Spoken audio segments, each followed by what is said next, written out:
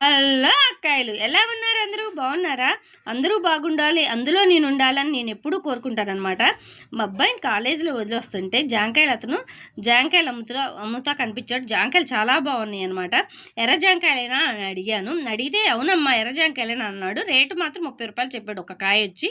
నేను 20 రూపాయలకి అడిగి బేరమాడి గీసి బేరమాడి తీసుకున్నాను అనమాట. తీసుకుంటే అది కోస్తే చూడండి తెల్ల జాంకాయ అయిపోయింది.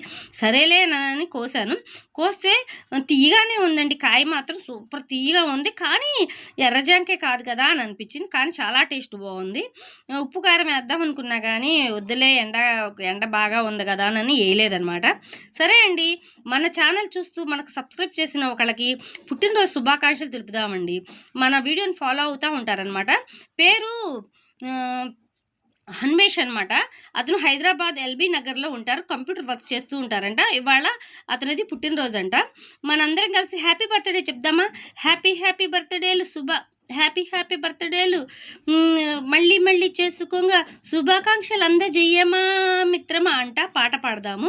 నాకు సన్నటి స్వరంతో పాడాలని కానీ ఉంది కానీ రావట్లేదు. సరే అండి, హ్యాపీ బర్త్డే చెప్పండి. చిన్న లైక్ ఇవ్వండి. బాబా.